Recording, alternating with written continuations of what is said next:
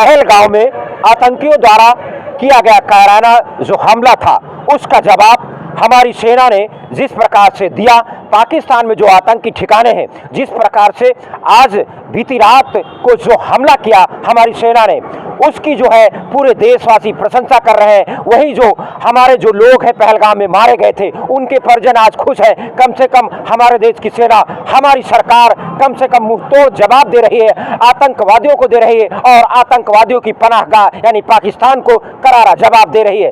रायबरेली के लोग क्या सोचते हैं, और बहुत सारे ऐसे परिवार है, बुजुर्ग जो है, शख्स है, उनके परिवार के लोग सेना में रहे और जो युद्ध हुआ 71-65 उसका उनके परिवार के जो जाबाज रहे, सैनिक रहे, शामिल है, उनसे जानते हैं। और जिस प्रकार से हमारी सेना ने आज जो है पाकिस्तान के उन आतंकी ठिकानों पर हमला किया, बहुत सारे उसमें पाकिस्तानी जो आतंकी पनाह दे रहा था, पाकिस्तान दे रहा था, उसमें जो मारे गए हैं, ऐसी खबरें आ रही हैं। लगातार हमारी देश की जो सेना निगरानी कर रही है, बैठ के चल रही है। देश का पक्ष विपक्ष एक साथ है, हम सब साथ है अपनी सेना के साथ, और आतंकियों को उनके मुंह तोड़ जवाब देने के लिए, उनका खात्मा करने के लिए हम किसी भी हद पर जा सकते हैं। तो यह जो हमला हुआ, इस पर रायबरेली के लोग क्या समझते हैं। तो हमारे बीच एक दादाजी है।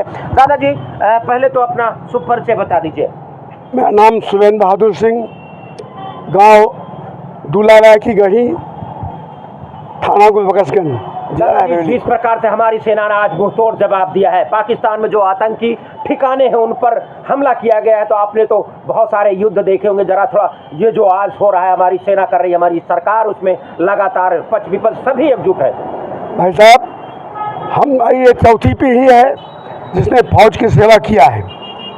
हमारे भाई, हमारे पिताजी, बाबा और बाबा के पिताजी, मतलब फोर फादर, 4 पीढ़ियाँ लगातार फौज में ही रहे और देश की सेवा किया। सन 1947 में जिस समय कबायलियों ने हमला किया था कश्मीर पर, मेरे पिताजी उस समय फौज में थे, फ्रंट पर थे, और हमने अपनी आंखों से सन 62 का चाइना का युद्ध देखा, सन 65 का पाकिस्तान का युद्ध देखा, जिसका नेतृत्व स्वर्गीय लाल बहादुर शास्त्री ने किया था। सन 1971 का युद्ध जिसमें बांग्लादेश अलग हुआ, पाकिस्तान के 1 लाख सैनिकों को सरेंडर करवाया गया। उस समय देश का नेतृत्व श्रीमती इंदिरा गांधी कर रही थी।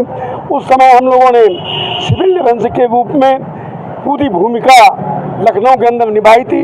विद्यार्थी था मैं, विद्यार्थी काल में, और समाज को जागृत करने का काम किया था। आज फिर एक संकट की घड़ी आई है। भारत ने जवाब दिया है पाकिस्तान को। जिस प्रकार से कायराना हमला उन्होंने पहलगाम में किया, उसका बदला आज पूरा किया गया। उन महिलाओं का सिंदूर पूछा गया। आज हमने सिंदूर और नाम से आक्रमण किया, हमारी विजय हुई है। ऑपरेशन सिंदूर सफल हुआ, और इस सफलता के लिए भारत की सेनाओं को और देश के नेतृत्व माननीय राजनाथ सिंह जी रक्षा मंत्री, माननीय प्रधानमंत्री श्री नरेंद्र मोदी जी को हम बधाई देते हैं। ये देश उनका कृतज्ञ है।